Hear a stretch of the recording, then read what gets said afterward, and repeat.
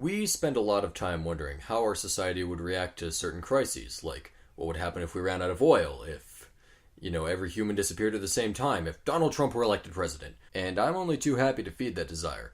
But instead of focusing on the modern world, where, people in think tanks are paid real money to sit around and analyze potential scenarios and figure out how we're going to fix it, I'm going to do something a little different. I'm going to hypothesize how a medieval society would react to the zombie apocalypse. For the sake of this video, I'm going to assume that we're doing Max Brooks' World War Z zombies. The good World War Z, not the crap World War Z. A zombie can be destroyed by, destroying the brain. A bitten human will succumb in 18 to 48 hours and become a slow, shambling, mindless monster intent on consuming the flesh of the living. And on the surface, it looks like a medieval society would react pretty well to a zombie apocalypse. I mean, a low population density alone and lack of transportation network would mean that a zombie outbreak probably would never reach a class 2 or a class 3 scenario.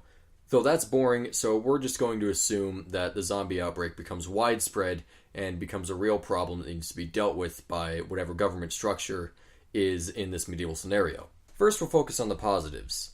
Medieval society is pretty decentralized compared to our modern world, which would mean that if a large area already succumbed to the zombie virus, the rest of that geopolitical area would be able to still combat the threat.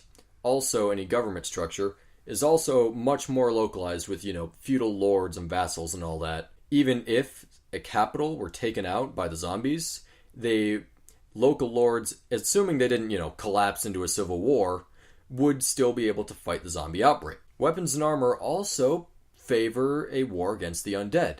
You don't need to reload a sword, and no zombie could ever bite through plate mail, and any medieval castle worth its salt would be pretty much impervious to zombies who are unable to climb or build trebuchets. But getting onto the more negative side, there's a reason everything in medieval society was decentralized.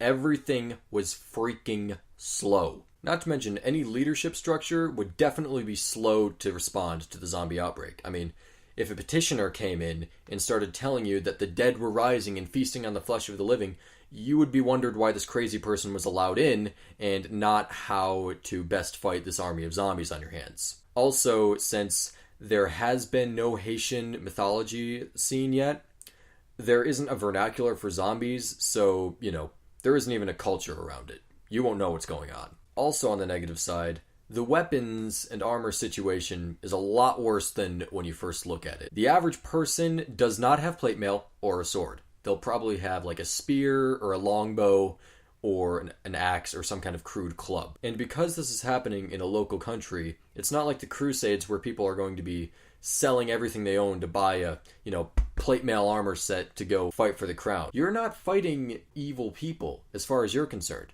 You're fighting your fellow countrymen who, for some reason, happen to be trying to bite you. Not to mention, most soldiers in the medieval army were no means professional or even trained. Usually, you'd have a smattering of mounted knights to stiffen a largely on-foot force of unarmed, untrained peasant conscripts. And these people aren't too smart. There's going to be no sanitation, no education. No one even is going to really know how to kill a zombie for a while because there's no, scientific process or anything back then. I mean, this is assuming, of course, that any army that begins to lop off limbs and stab people and realize that they're not dead does not immediately assume that it's the rapture or something and that the zombies are God's punishment and they need to run rather than fight them. Now, you might think that, but they got the swords, and everyone uses swords in the zombie apocalypse, right? Well, aside from the previous mentioned statement that peasants really don't have swords, they've got crappier weapons.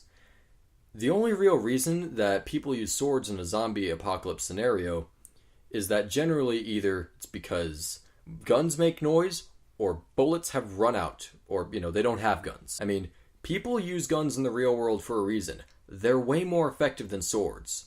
Zombies too. So now you've got a bunch of people in at close quarters with zombies where they can be bitten, unarmored, and ready to be bitten. Some people are saying, well, why wouldn't they just use longbows? The English were famous for using longbows at Agincourt to decimate the French.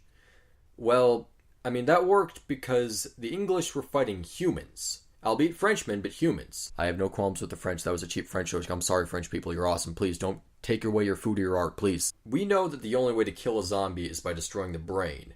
And achieving a perfect headshot capable of disabling the brain enough to destroy it from over 100 yards with a longbow could scarcely be done in the best of situations, let alone by frightened, untrained people who have no idea what's going on and probably just want to go home back to their farms to farm. And then we get to another thing. Suppose the medieval army comes in and through leadership of whatever lord or knights have rallied together to bring these peasant forces into a cohesive whole that can crush the zombies, they win the day.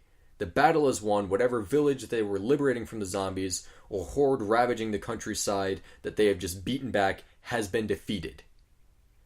They don't know necessarily how the zombie virus is transmitted. There's no germ theory. People are not educated in this field yet. Let's assume that you are a medieval soldier who was bitten by a zombie but managed to, hack it away before it, managed to eat the rest of you. You probably slapped some rags on it and kept on fighting. Now you're back at camp, you're feeling sick, you lay down. That night, every person who was bitten by a zombie during the battle and didn't die has now risen and is now rampaging through the camp, eating and biting their fellow soldiers. This is going to cause, a panic. For one thing, they're going to wonder where's the enemy. I mean, we're the zombies. And they're going to realize, maybe, that it's their own soldiers. And if a force of their fellow countrymen who had lost their minds wasn't enough to rout this army already, I'm sure that any remaining conscript peasants and probably even knights, I wouldn't want to stick around if my own men were trying to eat me. They'd rout and they'd be out of there. And besides, we've all seen the CGP Grey video about how gross cities were back then. Imagine that, but with zombies. Not pretty, I know. So yeah, if a zombie outbreak took hold in medieval Europe, there'd probably be no stopping it. See you guys next time!